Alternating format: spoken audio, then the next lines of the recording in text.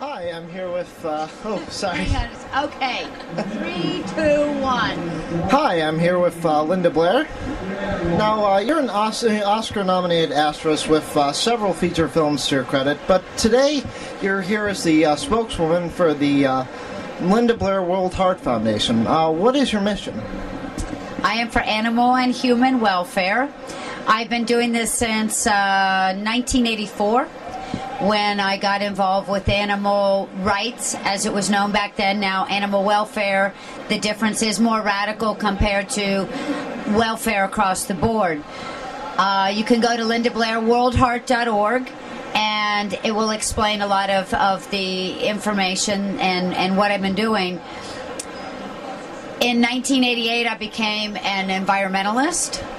And why? Because I read about acid rains, how we farm animals, and so on, so I became a vegetarian.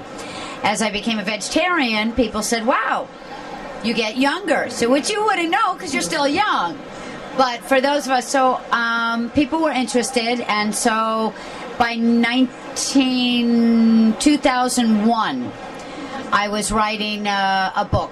And it was called Going Vegan, and it's the journey of how I became a vegetarian and veganism and why, with the environment, how it affects the planet, how it affects our health. So that's my background, really. And animal welfare then turned into rescuing animals out of shelters.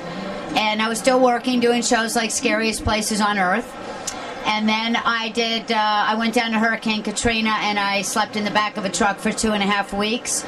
And then I worked with the Humane Society of the United States and ASPCA and cleared the last 350 animals off of the property in Louisiana. And I pulled 51 animals myself and cared for them. And I still have 3 of them.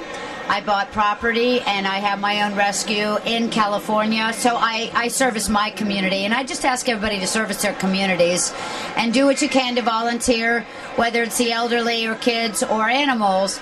Volunteer, find out how you can help. We are in an American crisis, and so why I'm here is to fundraise and bring awareness on the animal issues, because that's my passion, and at my age I can do what I want to do.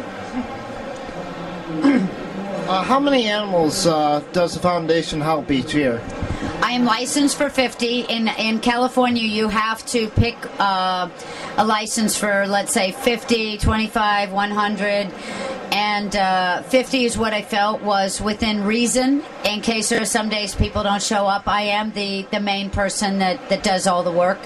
And truly, it should be on America's hardest jobs, because it is that hard.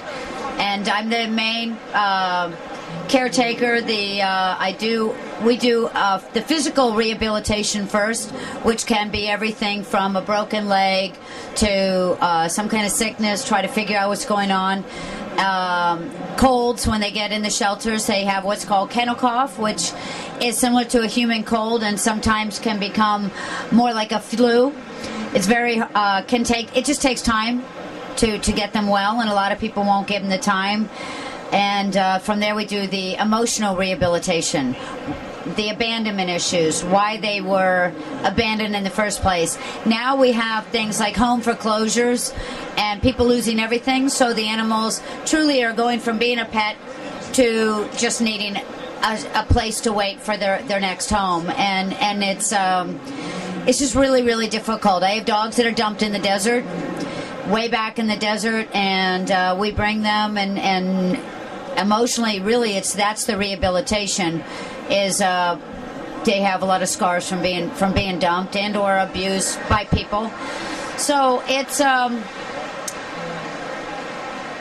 everything from puppies to 6 months, 1 year, 3 years, and seniors. And it doesn't matter. There's a lot of people that ask me for help, and I can only do so much. So it's very hard on me emotionally and physically.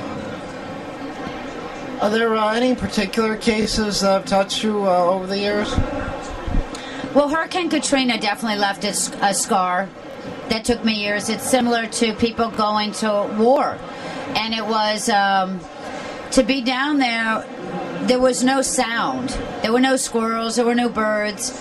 To see, it was just this white ash that was over everything. So the appearance, you would have your badges to go in. You had to have credentials to go in and do the rescue.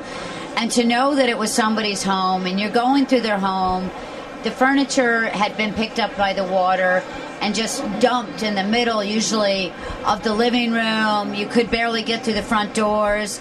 The cabinets were off the wall. The cars were upside down on the roofs of buildings, boats up on the freeways. And you had all, from what everybody remembers, the military had gone through there with their boats. So you saw everything, and what it would say was whether there was a human or a deceased animal. And it was very eerie. And then there were all kinds of mold, and that's what a lot of people don't realize down in Louisiana, where the amount of mold, which proves there's a lot of toxic waste on there that they don't discuss, from green, brown, white, black. And there was a lot of people begging for help, and so I did my part, and I think it left the biggest scar. The other things are people that throw acid on dogs, set them on fire, strangle them, tie them up, hog tie them, leave them in fields to die. Those are cases that I see the worst of humanity, and then I see the best. And at the autograph shows, what I find is a lot of people that ask me questions, which is good, or they tell me about how they've rescued an animal, or how they go to the shelter and do something about it. So I really do encourage, and I'm very excited that people are participating more.